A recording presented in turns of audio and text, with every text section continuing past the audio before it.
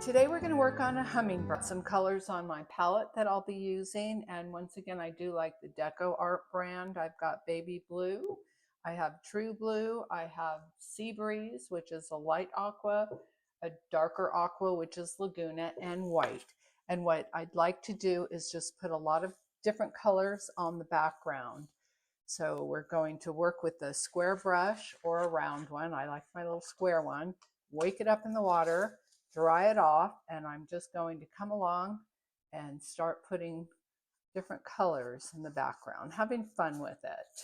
Once again, I do like to double load the brush with different colors. I've got white and aqua on here, and I'm just going to have fun with the background. Add some blue.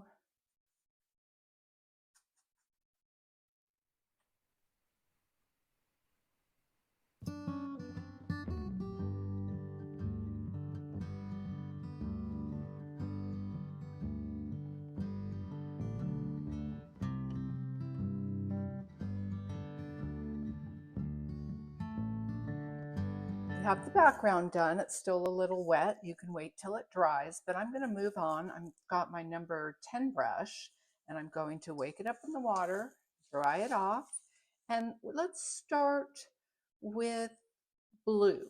So by the way, I've got some true blue, red, bright pink, carousel pink, orange, yellow, and a dark green. And white. Those are the colors we're going to use. We're going to start with the blue, and we're going to paint the blue under its little beak right here.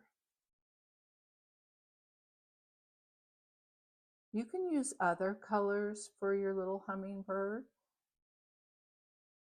I'm just doing it this way. Now, I did not let my paint dry, but you can always just wait till your background dries. It's always a good idea. And I'm going to put some blue on the wings over here. I love hummingbirds. They're so pretty.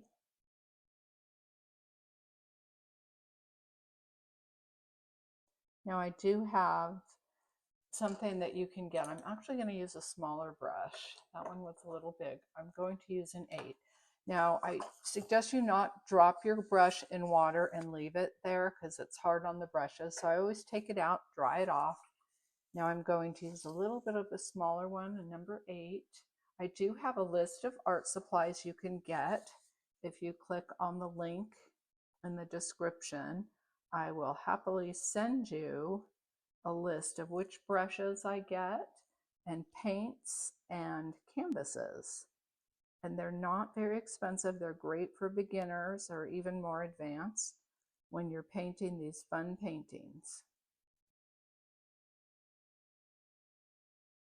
I like the Deco Art acrylics. They tend to cover very nice. And we're going to add some blue on the tail. Always have the picture that you're painting near you if you can. Usually it's a reference photo, and on my Etsy store I do have the reference photos when you purchase something from me. They're not very expensive.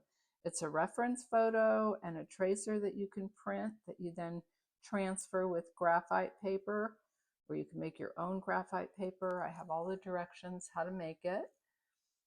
And it's just very helpful to have the reference photo next to you when you're painting. You can either have a colored one on your iPhone or iPad or print out a color one.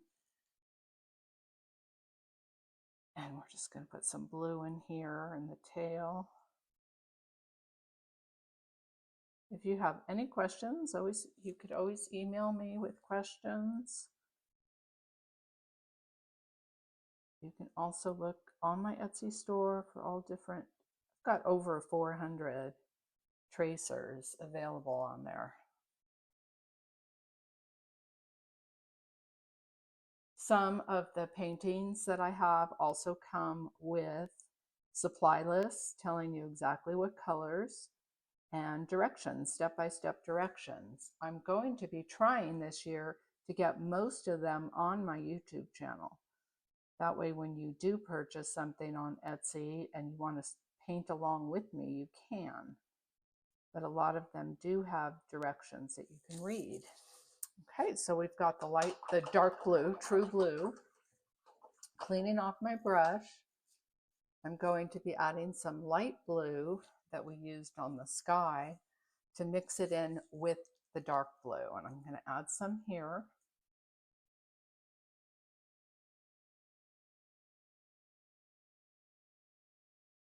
You could always stop, pause this. If I'm going too quickly, if I'm going too slow, you can speed it up. There's a little gear button that would let you speed up the tape. Well, it's not a tape, is it? You could speed up the recording. Okay, so we've got some light blue in here. Add some texture. I'm going to put a little light blue here.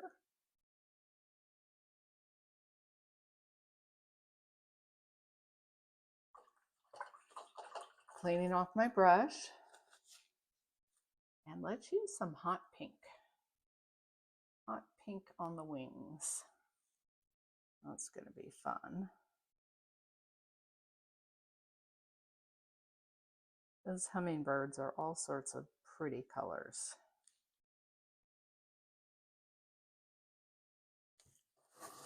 Turn this a little so we can get to it. Sometimes I use an easel, but sometimes I just like to have my painting flat on the table.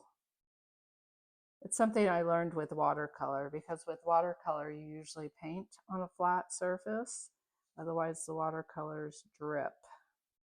So it's just the way I learned to paint, because I have been painting with watercolors for over 25 years. And I will do some YouTubes with watercolor eventually and tell you from the beginning how to do some easy paintings, and then we'll move on to some special paintings that are a little more difficult. Now, acrylic is water-based, by the way, so I like that. I used to paint with my kitty, and so I always just like painting with water-based paints, because sometimes she would get into them while I was painting. So it was easy to wash off her little paws.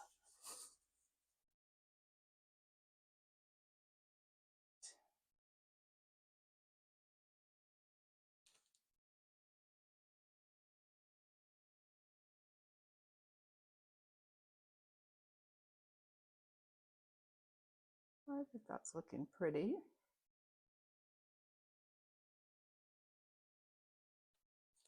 Okay, we'll put a little bit of pink here.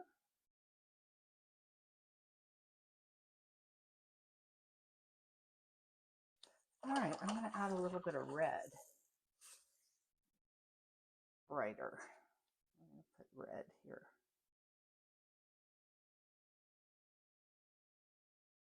With some of that pink. I'm mixing them together to make it a little brighter.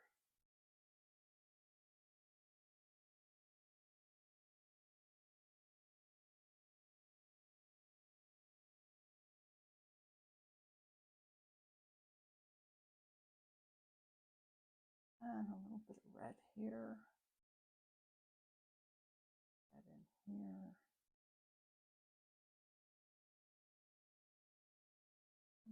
Touch of red in here. Here. I'm going to use a different color of pink in the wing here instead of red. It's kind of a purplish pink color. And we'll come back and add more colors later. Okay, and we'll do a little bit of green. I've got some green with the aqua that I'm going to be adding. Green and aqua in here. When I say I'm adding green and aqua, what I do is I don't really mix it on the palette. I just put my brush in green and aqua and I mix it on the canvas. I prefer mixing the paints on the canvas. I think it just looks better, but you might like to mix it on your palette, and that's fine.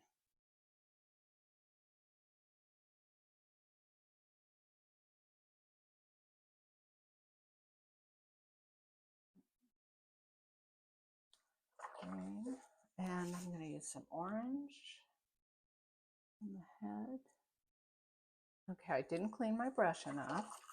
So I've got a little bit of green with the orange, so that doesn't look very good. Let's just clean that off. And I'm going to let it dry for a minute. Back to the orange. I am going to mix a little orange with yellow. See how that looks. And we'll put this up here.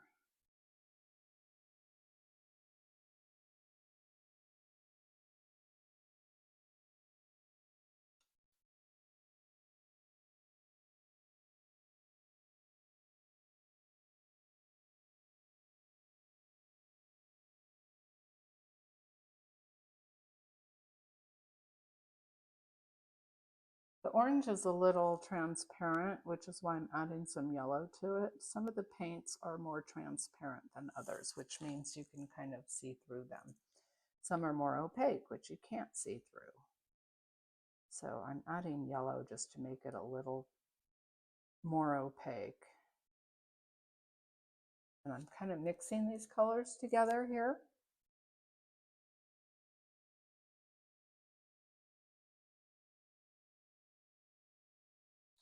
Okay, we'll come back for a second coat. I'm going to be adding a second coat, and I will do it in time lapse so you don't have to wait till it dries and watch me waiting for it. Okay, so we're going to go quickly.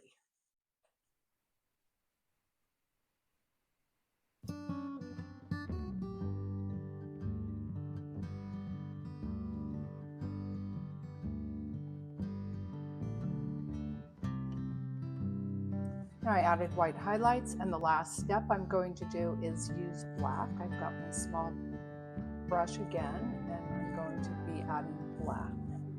And that just brings out a lot of the details. Okay, we'll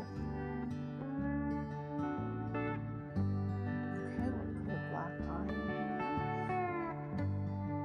White's still a little wet.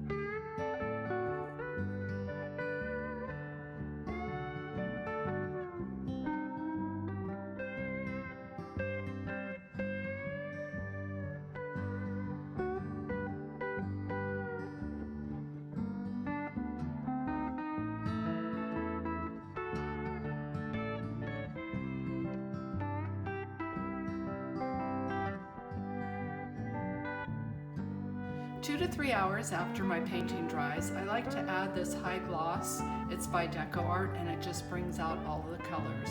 Thank you for watching, and please hit the subscribe button.